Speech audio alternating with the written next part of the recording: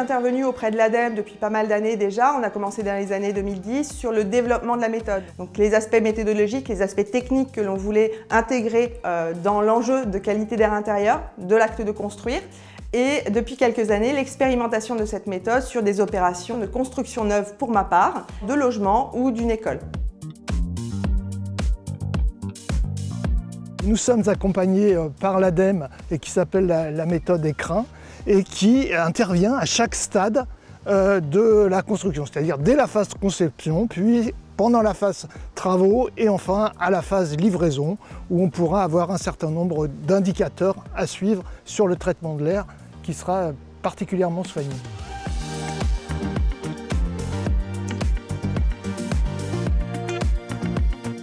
Le rôle de la plateforme Tipeee dans ce projet de rénovation de l'école Lavoisier, c'est véritablement d'accompagner la maîtrise d'ouvrage et la maîtrise d'œuvre et de les sensibiliser sur tout un tas de points en lien avec la qualité d'air intérieur. Ça peut être par exemple de réaliser un diagnostic poussé du site pour savoir quels sont les éléments qui peuvent influer sur la pollution d'air intérieur.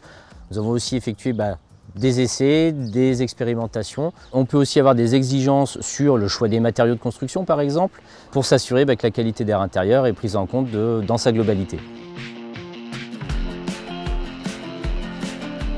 Pour nous, il est clair qu'on est dans une démarche de progression permanente, aussi bien dans les opérations d'urbanisme, d'aménagement, que dans nos propres bâtiments quand il s'agit d'équipements publics comme une école.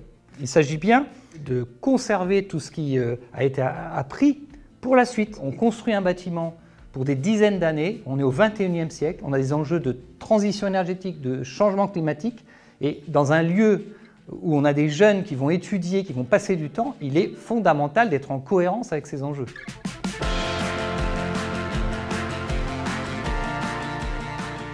On développe différents produits immobiliers, dont du logement locatif. Depuis le début de la démarche, j'ai été associé à cette méthode. Dès la conception, les acteurs, maîtres d'ouvrage, maîtres d'œuvre, associés de leur bureau d'études, réfléchissent ensemble au bon positionnement des bouches de ventilation, aux matériaux employés et à la vérification des étiquettes environnementales et plus particulièrement des FDES, des peintures, des sols et des produits menuisés. Les bénéfices, c'est vraiment de sensibiliser l'ensemble des acteurs de la construction.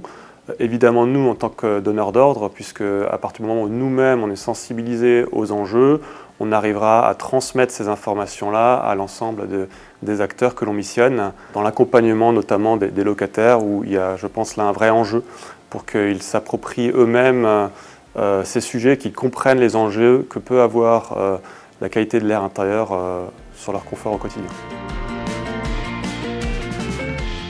Pour le bénéficiaire, le label Écrin, il a énormément d'avantages. Le premier, il est lié à un enjeu de santé publique. Donc la qualité de l'air intérieur est primordiale dans la construction des nouveaux logements. Et l'avantage du label Écrin, c'est qu'il va dans le sens de la qualité et le sens du savoir bien faire, tout simplement.